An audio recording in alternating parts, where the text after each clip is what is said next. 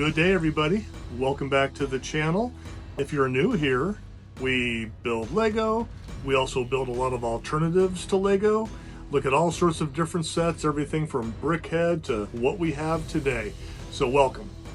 What we have for you today is the Mould King Leopard 2 tank.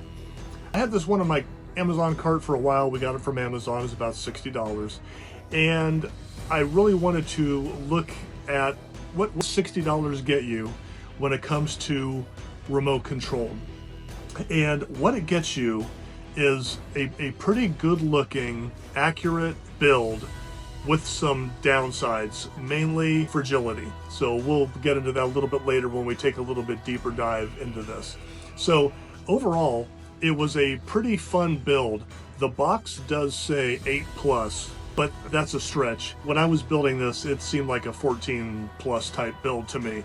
Instructions were pretty good, pretty easy to follow.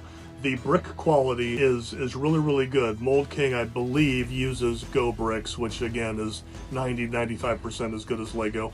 But Go bricks to me, and I've built a lot of alternative sets that use Go bricks, they always seem a little softer.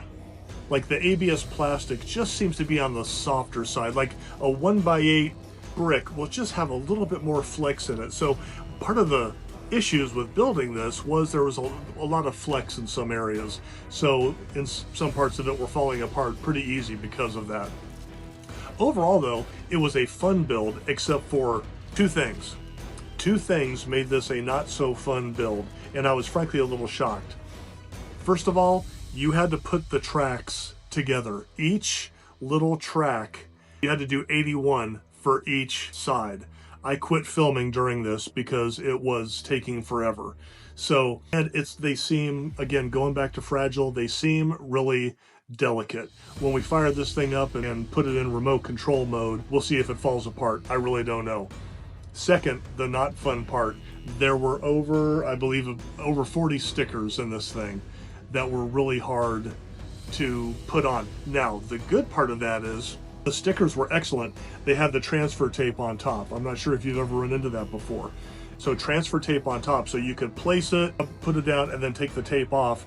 And so the stickers were nice, but there was just so many of them. Again, I quit filming during that part because it was just taking forever. I did a pretty decent job putting them on.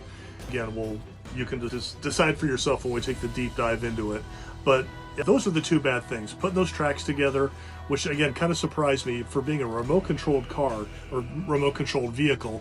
I would have thought that there would have been like a nice one-piece rubber track that they would have provided with you, and that perhaps there might be some way to tension it, because it called for 81 little pieces of this track. I tried it with 80, and the track had a little more tension on it, but I think it was then too much. 81 seemed like there's awful lot of slap, but we'll see if it works out or not. The colors are really nice. The brick quality is really nice. There are some interesting design choices with this when it comes to being a remote controlled vehicle.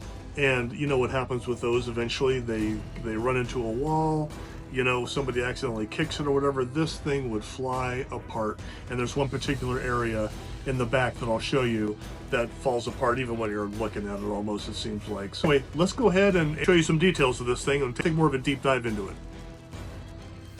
So here we have the build, and as I said, as a model, it's really nice and I like it a lot. I like the colors, and just for a static display piece, it would be pretty nice to look at.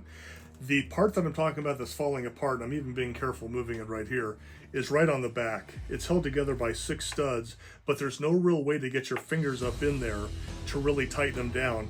And there's about 3 different small builds here in the back that just tend to fall apart. And when we fire it up, it may even fall off. We'll see. Also, again, some weird design choices right along the back here. These pieces right along the back, fenders if you will, are just held in by 1 stud. Really kind of a weird choice there. The front can be a little delicate. These side panels came off on me a couple of times as I was having to move it around to get underneath. So again, I would have thought that maybe it would be a little bit more robust. The turret is attached to part of the motor there because it spins around. I'll show you that here in a second. Only 4 studs hold that in place.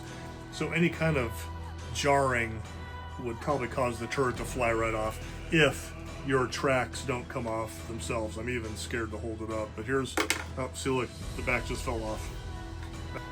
So there's your tracks right there. That's the 81 pieces that he had to put together. So I'm not really sure why they bothered with it being remote controlled. I think they probably could have saved 20 bucks, not made it remote control, and this thing could have come in at like $35 or $40. The motor is really nice. So let me show you. Let's fire it up. What's kind of cool is that you do get a bit of a sound effect. Sounds like an engine going. I'm not going to bother to put that on. Goes faster than you think. Up. The other part fell off. Told you. But it spins around, it turns, go forward. I've been kind of surprised that the tracks haven't like disintegrated.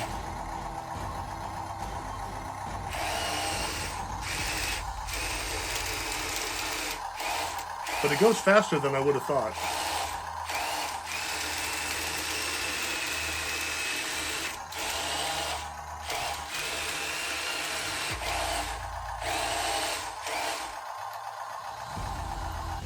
It comes with this little controller here, which works really good. There's also an app, I guess, you can download, but I'm not going to mess around with that. But the little controller here is pretty nice. But once again, the back part fell off. I think what I'm going to end up doing is just gluing it on there. It's not like this is a collectible or anything, so I'm just tired of this thing falling off. So I think I'll glue all the pieces on and just call it good. So there you have it. Is it worth 60 bucks? Man, I don't know. If it was a little more robustly put together, it would absolutely be worth it.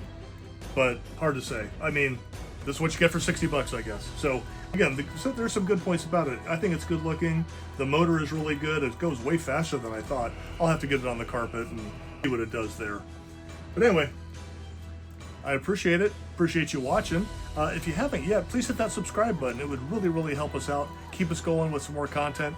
We got a lot more sets to put together for you. Got a lot of cool stuff coming up. So we appreciate you, and we'll see you next time. Thanks.